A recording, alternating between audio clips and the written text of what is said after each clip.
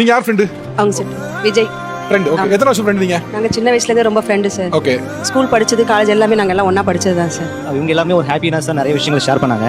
But இவங்களுடைய story சொல்ல போனால் ரொம்ப கொஞ்சம் சேடாக இருக்கும். என்ன விஷயம்னா, ஸ்டார்டிங் பார்த்தீங்கன்னா கண்டிப்பாக ஸ்கூல் ஃப்ரெண்டு. அவங்களுக்கு வந்து லவ் மேரேஜ். இவங்க தான் அவங்க லவ்வை வந்து சேர்த்து வச்சது, அவங்களுக்கு வந்து எல்லாமே பண்ணது எல்லாமே இவங்க தான்.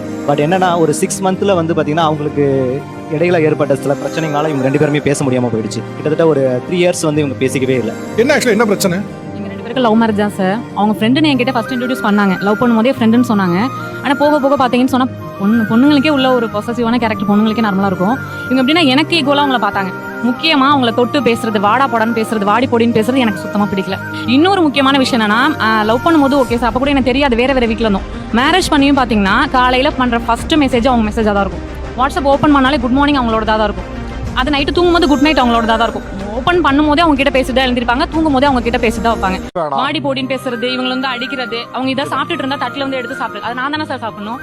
அது மாதிரி நீங்க முன்னாடி இருந்துக்கோங்க. அதை பத்தி நான் உங்களோட பாஸ்ட் பத்தி நான் கேட்கவே இல்லை. நான் வந்துட்டேல, அந்த பிளேஸ் எனக்கு தானே. சோ அதெல்லாம் வந்து நான் அவாய்ட் பண்ணிக்கங்கன்னு சொல்லி சொன்னேன். ஆனா அவங்க அவாய்ட் பண்ணிக்கல. நான் ஒத்துக்கிறேன் சார், என்னால வந்து அவங்க ஒரு 3 இயர்ஸ் பிரிஞ்சிருந்தாங்க. மேரேஜ் ஆயிட்டு ஒரு 6 மந்த்லயே நான் தான் அவங்களை பிரிச்சுட்டேன்னு வச்சுக்கோங்களேன், பிரிச்சுட்டேன். ஆனா அவங்களுக்கு மேரேஜ் ஆகி 2 இயர்ஸ் கழிச்சு வந்துட்டு அவங்க வீட்டுக்கு வந்தாங்க. அவங்க பாப்பா காது குத்துன்னு சொல்லி இன்வைட் பண்ண வந்தாங்க.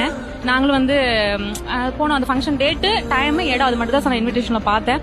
சரி ஓகே கிளம்பி போயிட்டு ஸ்பாட்டுக்கு போயிட்டு எல்லாம் நிக்கிறோம். அந்த டைம் வந்துட்டு காது குத்துற டைம். இவங்களை பார்த்துட்டு விஜய் என்ன நின்னுட்டே இருக்க, உட்கார அப்படின்னாங்க. எங்க உட்காரணும், ஏன் உட்காரணும் அப்படின்னு சொல்லிட்டு கேட்டாங்க. என்ன சொல்றேன், நீ இன்விடேஷன் பார்க்கல, உன் பேர் தானே தாய் மாமன்னு சொல்லி போட்டுருங்க அப்படின்னு சொன்னாங்க.